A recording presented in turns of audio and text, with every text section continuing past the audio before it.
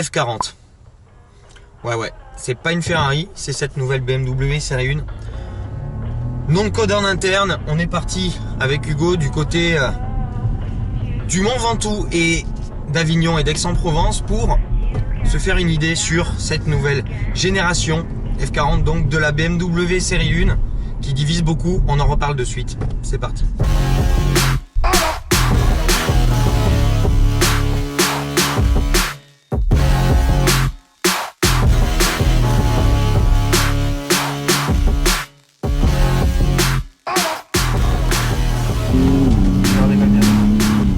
Par contre,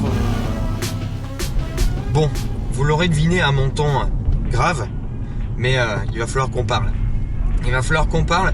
Cette nouvelle BMW série 1, elle change beaucoup en termes d'architecture. Pour commencer, les moteurs passent en transversal et la version M Performance dans laquelle on se trouve, la M1 35i, passe aux 4 cylindres. 4 roues motrices, X-Drive, prédominance traction, c'est un petit peu le même principe que sur la série 2 Active Tourer et sur le X2. Esthétiquement parlant, elle change aussi. On a les nouveaux codes de la compacte qui sont là. On a une voiture qui paraît un tout petit peu moins élancée, une voiture qui paraît un tout petit peu moins sportive au premier abord que la précédente génération. Mais on a les codes BMW du design qui sont bien présent, on la reconnaît évidemment au premier coup d'œil. Ça, c'est vraiment l'impact de BMW, c'est des voitures qu'on reconnaît directement au premier coup d'œil. 1 cm de moins en longueur, 4 cm de plus en largeur et presque 2 cm de plus en hauteur. Et je vous avoue que j'arrive toujours pas esthétiquement sur cette nouvelle série 1, à part là, en l'occurrence sur les deux versions M1 35i qu'on a pu essayer sur certains angles, 3 quarts avant et 3 quarts arrière, qui sont absolument magnifiques, qui lui donnent un aspect effectivement résolument sportif. Elle est belle. Mais globalement, j'y arrive pas. Pour moi, la série 1 rentre dans le rang et bon, techniquement, il y a rien à dire. Il y a rien à dire. Mais ça rentre dans le rang et moi, ça me déplaît un petit peu.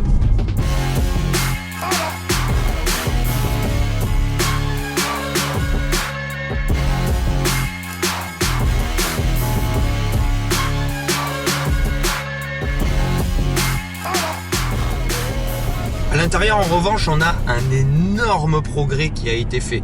BMW reprend les technologies et les aménagements, on va dire, qui ont été présentés sur série 7, série 5, série 3, on décline vers le bas. Série 1, on a le Live Cockpit de 12,3 pouces devant nos yeux. On a l'écran, effectivement, nouvel écran tactile avec l'OS 7.0 du BMW iDrive. On a les aménagements et on va dire une planche de bord qui ressemble quasiment trait pour trait à celui d'une série 3, à ceci près que BMW sur cette nouvelle série 1 propose aussi pas mal de personnalisation, avec notamment des nouveaux inserts qui sont rétro-éclairés, qui lui donnent un aspect assez cool une fois la nuit tombée. Niveau équipement, on est au top, on a tout ce qui est régulateur actif, une aide au maintien dans la file, on n'est pas sur une conduite autonome de niveau 2, mais on a tous les équipements de sécurité que la marque peut proposer, qui sont pour la plupart de série, et ça c'est une bonne chose. Qualité des matériaux, sur les parties hautes, absolument aucun défaut, c'est extrêmement bien assemblé, les matériaux font plutôt de bonne facture. En revanche, les plastiques bas sont toujours pas au niveau des cadors de la catégorie, et ça c'est un petit peu dommage. En revanche, les ajustements, eux, sont vraiment nickel. On se sentirait presque dans une voiture du segment au-dessus si on fait pas trop de regard au plastique bas. Position de conduite, absolument nickel, c'est parfait. Effectivement, c'est un poste qui était essentiel pour BMW. La marque ne nous a pas caché qu'il voulait absolument garder cette position de conduite qui a fait en grande partie la réussite des précédentes générations. Et là, c'est totalement réussi. Je suis extrêmement bien installé. Je peux me mettre très bas dans le siège. J'ai le volant bien vertical, bien épais sur notre version M Performance, qui me tombe parfaitement dans les mains, et pédale articulée par le plancher. La base, on est bien assis, on est paré pour prendre la route.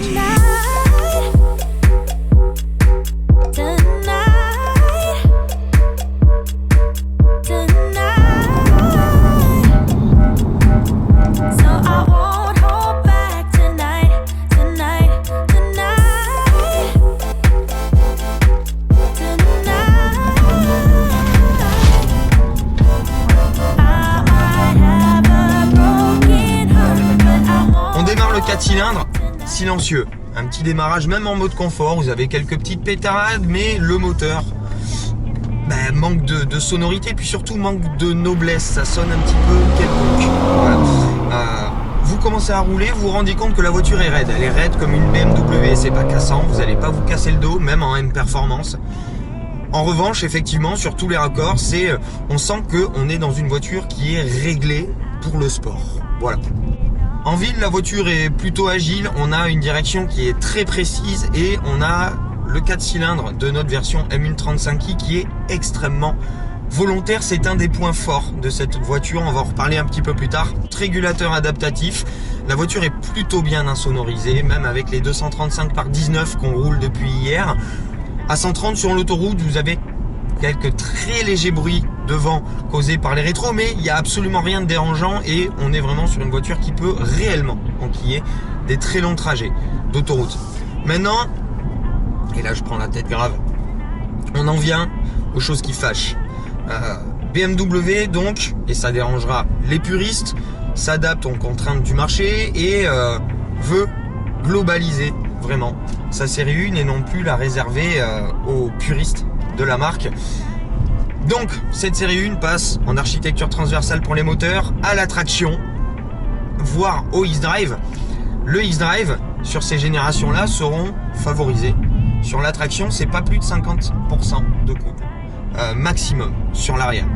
Vous vous mettez en sport, hop, là vous aurez un bruit un petit peu faux dans les enceintes parce que malheureusement avec les filtres à particules, les voitures ne font plus de bruit. C'est terminé, donc BMW compense avec un bruit dans l'habitacle qui, et là ça sera selon vos oreilles, va singer un petit peu le 6 cylindres quand vous allez monter loin dans les taux. Pas de suspension pilotée, mais une direction qui s'affermit, une boîte de vitesse qui va être plus réactive et un accélérateur plus réactif, beaucoup plus réactif. Comme on a pu le deviner dans la série 3, les différents modes de conduite là pour le coup changent du tout au tout. Et vous allez voir que quand vous commencez à rouler, c'est un poil décevant. Je suis vraiment, et alors, je voulais vraiment l'aimer cette série 1, mais malheureusement,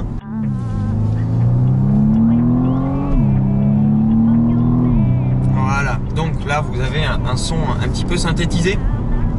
Et donc, comme je vous le disais, la voiture elle est pleine de bonnes promesses parce que ce châssis et cette direction ça ressemble un petit peu techniquement parlant à ce qu'on a pu voir sur la série 3 qui est un des meilleurs châssis du marché. On a quelque chose de vif, d'agile, d'assez communicatif. On sent vraiment où on met les roues. La voiture est hyper volontaire. L'équilibre global de cette nouvelle série 1 est absolument bluffant. On se sent bien et on a envie de rouler fort avec cette voiture. Comme une BMW, c'est vrai que vous avez un petit peu de l'ADN de la marque qui est là. Et le souci, c'est que on sent malheureusement que BMW privilégie le train avant en termes d'arrivée de puissance. On a des remontées de couple quand on commence à rouler fort, sachant que ce 4 cylindres a une santé de feu. C'est un des moteurs, c'est un des 4 cylindres essence les plus volontaires que j'ai jamais eu l'occasion d'essayer. Hyper agréable à rouler, il prend des tours sans rechigner. C'est une usine à gaz.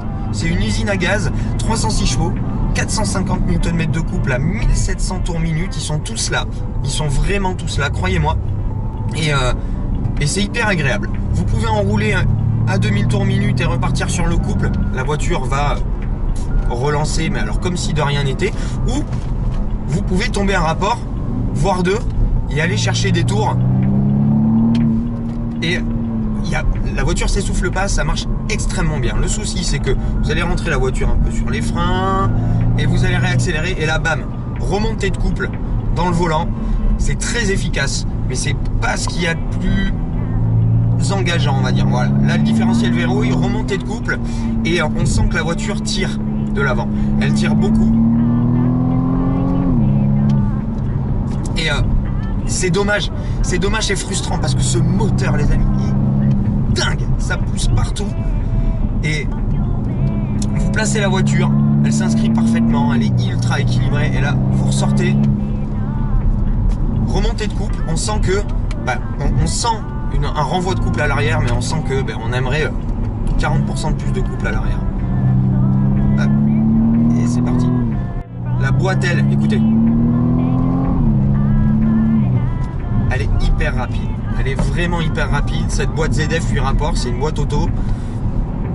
Quand vous êtes en conduite sportive, elle va presque valoir une DKG, une double embrayage, et c'est le meilleur compliment qu'on puisse faire à une boîte. Les freins sont bons en termes d'attaque, en termes de feeling et en termes de mordant. Le souci, c'est que j'ai l'impression qu'ils tiennent pas extrêmement bien le chaud. On a pu le voir hier dans la descente du Mont Ventoux, donc pensez à ventiler.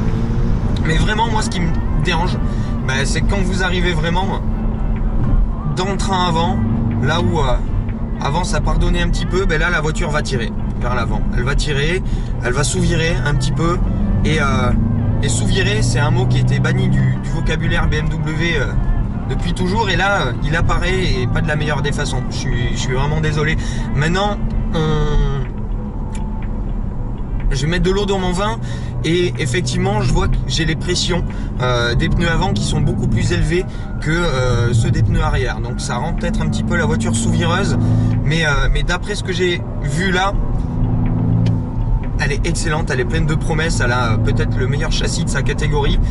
Le souci, c'est que le côté traction me gêne un peu. Alors c'est peut-être mon avis personnel, je vous conseille de l'essayer pour vous faire une idée avant de faire du bashing, mais je vous avoue que je suis pas entièrement convaincu, et j'attends de l'essayer à plus long terme, voire avoir l'occasion de rouler avec un petit peu plus, et puis de faire moi-même mes pressions, et puis de pouvoir vivre un petit peu avec la voiture avant de faire un gros jugement définitif. Mais voilà ce qu'il en ressort de cette prise en main de la M1 35i, et voilà les amis, je sais pas trop quoi vous dire. Elle est chère aussi, elle est très très chère. C'est des autos là aujourd'hui sur les configs qu'on a de M1 35i qui sont absolument toute option, mais qui sont à plus de 60 000 euros. Aujourd'hui, pour une série 1 bien configurée, il faudra compter entre 40 et 45 000 euros. C'est pas donné, c'est dans les prix du marché, on est quasiment sur les prix de la concurrence, mais c'est pas donné. Et voilà, niveau conso, je vous le fais en live. On a roulé, les amis. On a vraiment roulé. Niveau conso, on est à 13 litres 4. Après, pour 300 chevaux, beaucoup de montées au Ventoux, etc. Bon, voilà. En gros, j'ai envie de la rerouler. J'ai envie d'avoir la bonne surprise, et j'ai pas envie de rester sur la mauvaise impression que m'a laissé ces trains roulants en dehors du châssis exceptionnel et de la globalité exceptionnelle de la voiture. Mais bon, voilà, elle fait le taf pour une utilisation de tous les jours. J'attends de tester une version 18i ou 20D, etc. En gros, vous allez encore entendre parler de la série 1. J'espère que vous avez aimé cette petite prise en main sur le pouce. Si c'est le cas, n'hésitez pas à mettre le petit pouce, à vous abonner si c'est pas déjà fait, et moi je vous retrouve très rapidement pour de nouvelles aventures. D'ici là, je souhaite une très très bonne continuation et une bonne fin de ce que vous êtes en train de faire. À plus tard, ciao.